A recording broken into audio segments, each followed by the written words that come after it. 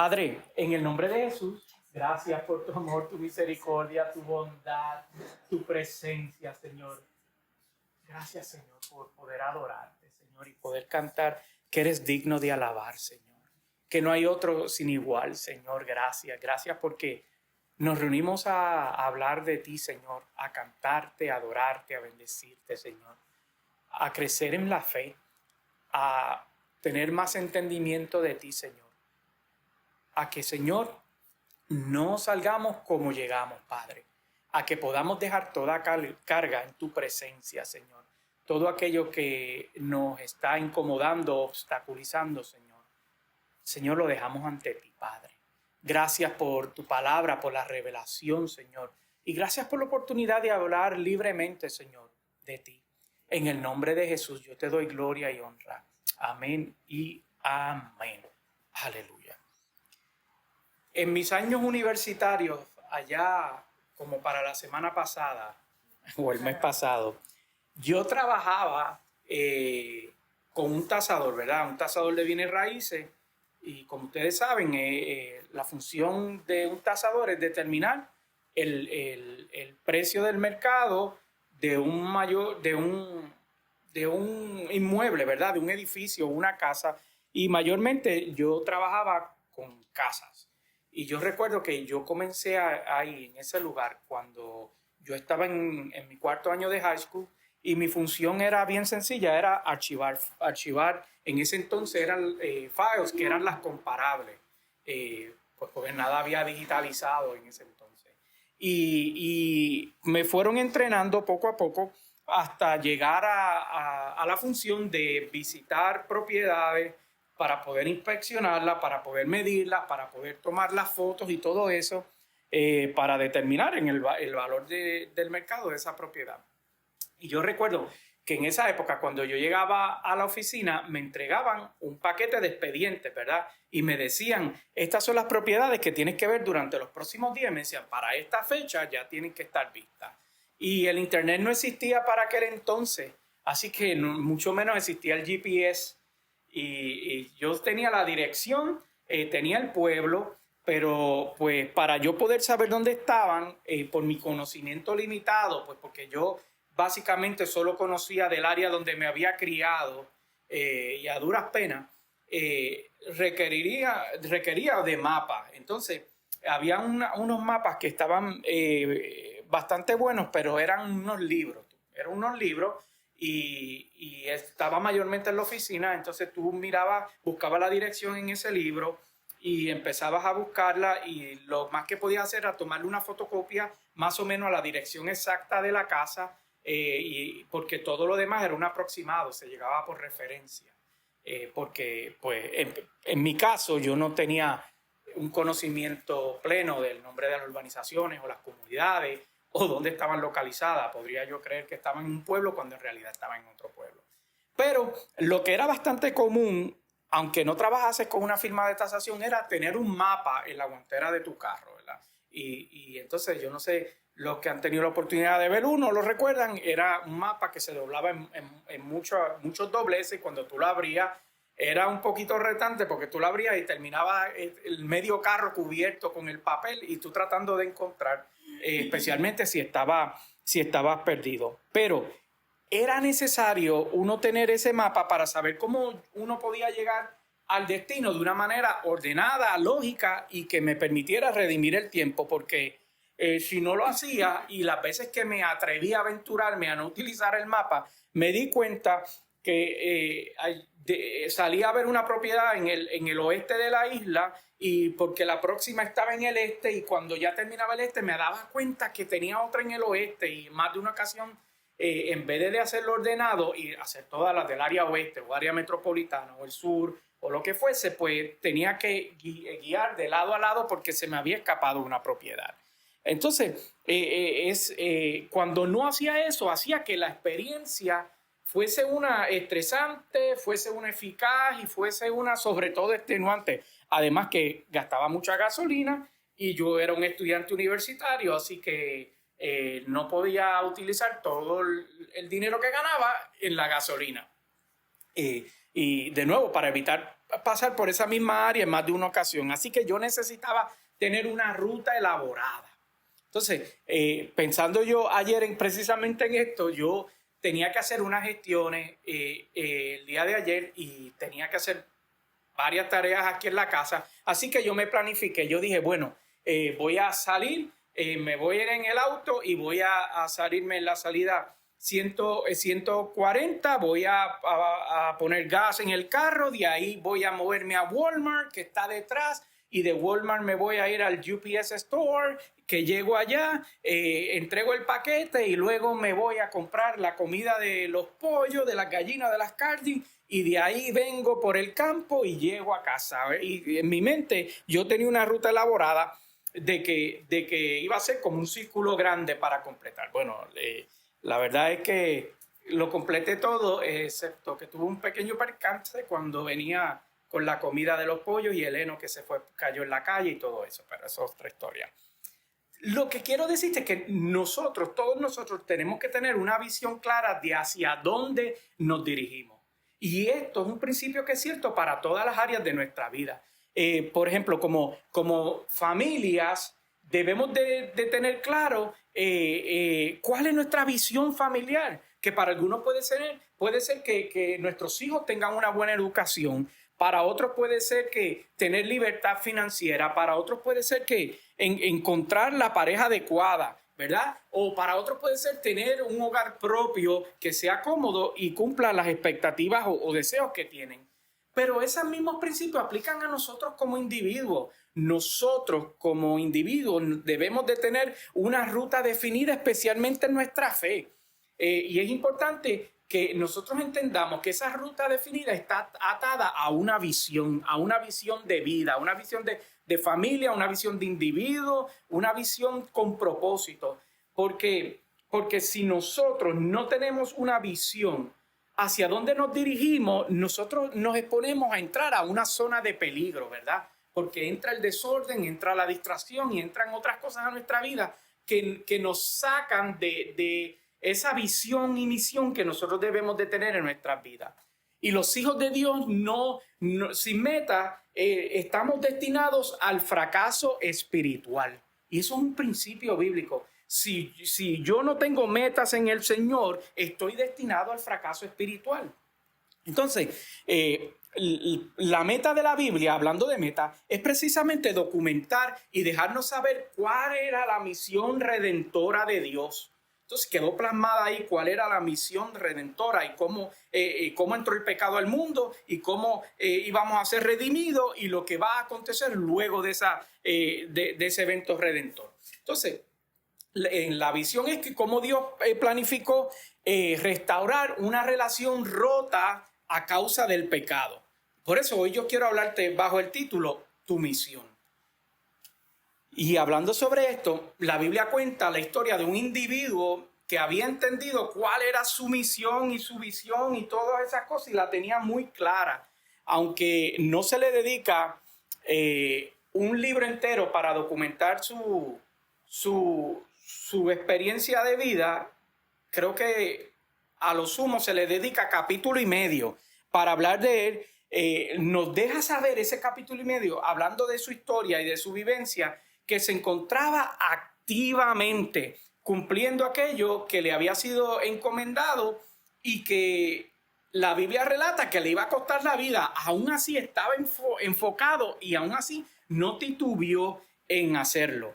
El problema que tenemos muchos de nosotros es que nosotros trabajamos en la visión que Dios nos entregó siempre y cuando nos resulte cómodo.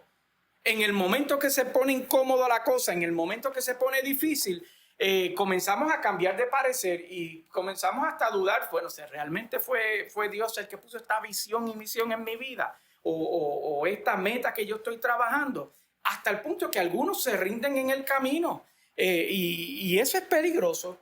Pero hablando sobre este hombre, en su discurso, las autoridades religiosas de aquel entonces, este hombre hacía referencia a eventos que habían logrado que él estuviera viviendo ese momento en su vida en la manifestación de uno que creyó y obedeció a Dios, aunque estaba lleno de temor y aunque estaba lleno de miedo. Yo estoy hablando de Esteban. Y si ustedes recuerdan quién es Esteban, ese es el mártir, el primer mártir que registra el libro de Hechos, ¿verdad?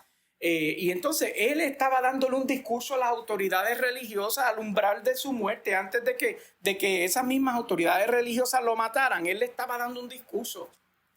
Y hay ciertas cosas que nosotros podemos aprender de sus palabras mientras él hablaba de la historia precisamente de Moisés, que él comenzó hablándole a los líderes religiosos desde Moisés, los llevó hasta Jesús, pero hablando específicamente sobre la vida de Moisés, hay 6 versículos que yo quiero resaltar en el día de hoy, porque hay mucho que se puede extraer en conocimiento que es aplicable a nuestras vidas. Así que yo quiero que me acompañe en tu Biblia al libro precisamente de Hechos, ese capítulo 7, y comenzando en el verso 30. Dice la palabra del Señor, en el nombre del Padre, del Hijo y del Espíritu, y la iglesia dice, amén. Hechos 7, comenzando en el verso 30, lee así. Pasado 40 años, se le apareció un ángel en el desierto cercano al monte Sinaí, en las llamas de una zarza que ardía. 31. Moisés se asombró de lo que veía. Al acercarse para observar, oyó la voz del Señor. 32. Yo soy el Dios de tus antepasados, el Dios de Abraham, de Isaac y de Jacob. Mira esto que interesante. Moisés se puso a temblar de miedo y no se atrevía a mirar. Quiero hacer una pausa aquí porque quiero que reflexionemos un poco sobre esos versículos. Lo primero que quiero decirte es que cuando Dios te va a dar una misión y comienza a compartir esa visión contigo, no es extraño de que tú seas estremecido, porque te va a llamar a cosas que realmente tú puede ser que hasta ni estás pensando o estás considerando. Y me pasa que cada vez que Dios me habla una palabra de un nuevo proyecto, la verdad es que al principio como que me hace temblar un poquito de miedo, y las inseguridades en mí hacen su apogeo y comienzan a marchar y a celebrar, y comienzan a tratar de echar raíces en mí para minar precisamente eso que el Señor nos está pidiendo hacer. Porque siempre la visión que Dios siembra en nosotros será mayor que nuestras propias habilidades y capacidades. Te lo voy a decir para que se te quede bien grabadito. Siempre a lo que Dios te va a llamar va a ser mayor que tus propias habilidades y tus propias capacidades. Nunca, nunca, nunca Dios nos va a comisionar o te va a comisionar a hacer algo que te resulte fácil. Porque entonces es contraproducente para tu crecimiento en fe, porque existe el riesgo de que tú te lleves la gloria y no se la deja a Él, ¿verdad? Por lo tanto, es necesario que eso que Él nos llame sea mayor a nuestras habilidades y a nuestras capacidades. Vamos ahí al verso 33. Le dijo el Señor, quítate las sandalias porque estás pisando tierra ¿qué? Santa. Lo primero que Dios demanda de ti es que te remuevas aquellas cosas o algunas cosas que tú traes, porque son incompatibles con lo que quiere darte. Y fíjate qué interesante el asunto de las sandalias, porque las sandalias en su diseño estaban pensadas para protegerte los pies. Estaban pensadas para protegerle a él los pies, estaban para que pudiera caminar, para lidiar con el terreno difícil. Entonces, en diseño, uno puede pensar que las sandalias era algo importante, pero eran un estorbo para poder pararse ante la presencia y la santidad de Dios. Mira qué interesante eso. Algo que uno puede pensar que es necesario y producente, estaba sirviendo de obstáculo para que él pudiera pararse en la santidad y en la presencia de Dios. Y hay cosas que tú y yo tenemos y utilizamos para protegernos que nos estorban cuando el Señor nos llama a su presencia, cuando el Señor nos pide cuenta, cuando el Señor nos invita a tener una profundidad con Él. Hay cosas en nuestras vidas que por diseño pueden tener alguna función, pero se convierten en un estorbo. Mira, como algunas cosas que pueden ser como algunas actitudes que podemos tener, algunas razones o algunas excusas que podemos presentar, hasta comportamientos que nosotros podemos tener y maneras de pensar y creencias que podamos tener, se vuelven un estorbo, un obstáculo para nosotros pararnos en la presencia y la santidad de Dios para tener una conversación con el Señor. Entonces, cosas que pueden ser parte de tu personalidad, que fueron desarrolladas o las adoptaste en algún momento de tu vida para posiblemente protegerte, se convierte en un estorbo ante la presencia del Señor. Por eso Pablo le decía a su apreciado Timoteo, precisamente en 2 de Timoteo 2:15, lo siguiente.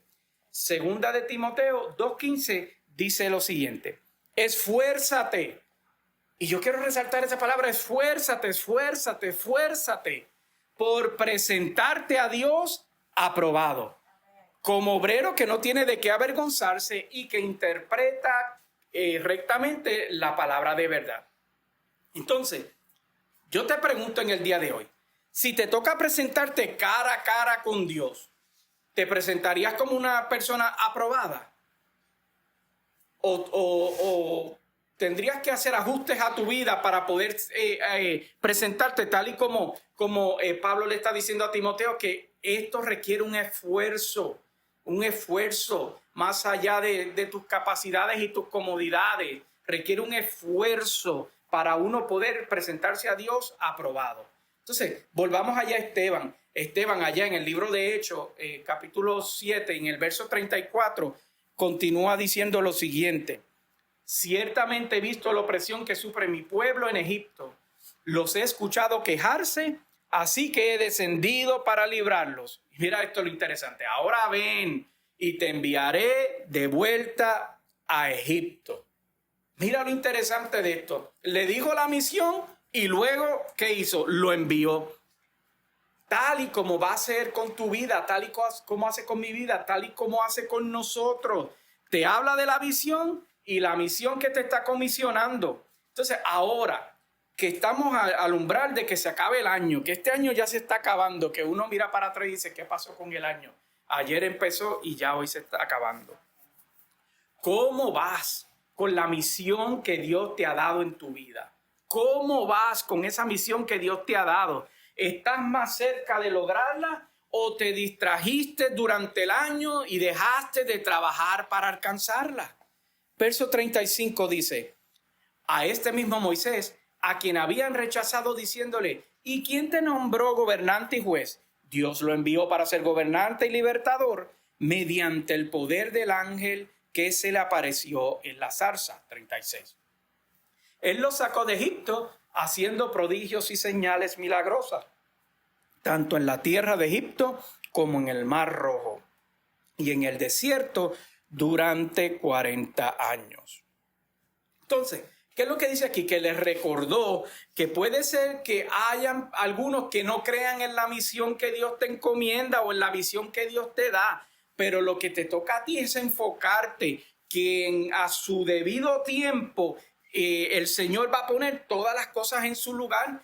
El resto de esa historia no la vamos a cubrir porque básicamente es historia, pero en resumidas cuentas, a él lo sacan de la ciudad, lo apedrean, y mientras lo apedrean, él le pide al Señor misericordia porque aquellos que los estaban matando, y al final agarraron sus cosas, sus vestiduras, y los tiraron a los pies de Saulo en aquel entonces. Pero de eso no es lo que estamos hablando. Lo que quiero reenfatizar es esto, que es que ¿por qué Dios nos está invitando a reflexionar sobre esto en el día de hoy? Porque tú no puedes y yo no puedo vivir sin una misión clara, sin una visión clara de lo que Dios espera de nosotros. El seguidor de Cristo no puede vivir una vida sin dirección y sin propósito. No puede. Te hablaba al principio que es contraproducente. Y yo quiero que tú me acompañes al libro de Habacuc, del profeta Habacuc, el capítulo 2, y voy a comenzar con el verso 2, que lee de la siguiente manera. Y el Señor me respondió, escribe la visión y haz que resalte claramente en las tablillas para que pueda leerse de corrido. 3. Pues la visión se realizará en el tiempo señalado, marcha hacia su cumplimiento y no dejará de cumplirse. Aunque parezca tardar, espérala, porque sin falta vendrá. Y esta palabra nos aplica a nosotros en el día de hoy hablando sobre nuestra misión de fe y nuestra visión de fe en nuestra vida, en nuestra relación con Cristo, en lo que hacemos, en lo que en lo que pensamos, en lo que adoptamos como parte de nuestra vida. Pero antes de que el profeta hablara esto,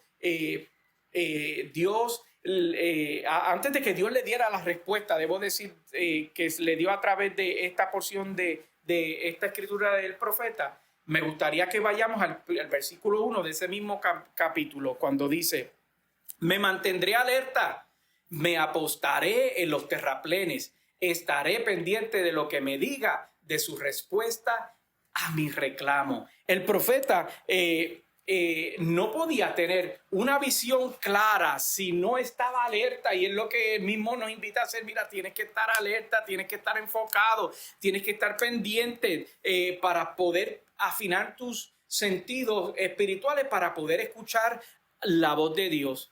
Para Esteban, su misión fue decirle a estos líderes religiosos que estaban a punto de matarlo, que básicamente, resumiendo su historia, le decía: ustedes no han entendido, andan tratando de encontrar a aquel que ya vino, y él me encontró a mí y me dio propósito y me dio una misión y tengo sentido de mi vida. Entonces yo te invito a que tú aproveches esta temporada para escudriñar tu vida e identificar dónde tú te encuentras parado. Se está materializando esa visión que Dios te dio, o ni siquiera tienes la habilidad o has desarrollado el don de discernir su voz y no tienes ni siquiera claro qué fue lo que Él te mandó a hacer. Así que yo te invito a que tú le pidas al Espíritu Santo a que afine tu enfoque, a que ajuste tu mirada y que afirme tus pasos para que puedas caminar en propósito hacia Él y en Él. Hoy es un buen momento para nosotros evaluar dónde estamos parados en nuestra misión con Dios individualmente, dónde se encuentra parada tu vida espiritual. Si te has sentido desviado, que las distracciones que te han robado el enfoque o que el temor ha frenado tus pasos, pues yo quiero invitarte a que tú le entregues a Dios tus cargas, tus dudas y todo lo que esté estorbando. Que tú le pides al Espíritu Santo: afina mi visión, ajusta mi dirección y dame las fuerzas para caminar hacia tu propósito. Así que cierra los ojos ahí donde tú estás. Y no importa dónde te encuentres hoy, el Espíritu Santo está dispuesto para renovar tu fuerza, restaurar tu llamado, avivar el fuego que Él puso en ti, porque este es tu tiempo. Este es tu tiempo. No salgas de esta reunión o de esta prédica o de este lugar sin haberle dicho al Señor: Señor, aquí estoy. Usa mi vida para cumplir tu misión. Señor, estoy dispuesto, estoy disponible. Déjale saber eso, que estás dispuesto a seguir su plan. No importa cuán grande sea ese desafío, porque con su Espíritu no solo vamos a caminar, no solo caminarás, sino que correrás hacia lo que Él tiene para ti. Aleluya. Padre, en el nombre de Jesús te adoramos y bendecimos tu nombre y te damos gracias por tu palabra, Señor. Gracias porque hoy nos redirecciona, Señor. Redirecciona nuestras vidas, Señor, para ponernos alerta, Señor, y ponernos al tanto y para percibirnos, Señor, que es importante tener nuestra visión contigo, Señor, y nuestra misión clara. Para saber, Señor, qué es lo que tú esperas de nosotros. Pero no tan solo qué es lo que tú esperas de nosotros, sino cómo ejecutar, Señor, esos sueños y esas metas que has puesto en nosotros, Señor. Para que podamos esforzarnos, como Pablo le decía a Timoteo: esfuérzate, esfuérzate, esfuérzate, Señor. Gracias por tu palabra. Gracias por ese recordatorio de vida, Señor. Padre, ponemos ante ti, Señor, todas aquellas cosas que nos distraen, que nos desenfocan, aquellas cosas que hemos adaptado y hemos cogido del camino, Señor, hemos tomado del camino, Padre. Aquellas cosas, Señor, que nosotros pensamos que son para ayudarnos y protegernos, Señor, en nuestra vida, pero en realidad son estorbos para nosotros presentarnos ante tu presencia y escuchar tu voz. Cambia nuestras actitudes, cambia nuestras mentalidades, cambia nuestras creencias, Señor. Cambia, Señor, aquello que sirva de obstáculo para poder tener una claridad, Señor, de tu presencia en nuestras vidas, Dios. Padre, gracias por tu amor, gracias por tu verdad.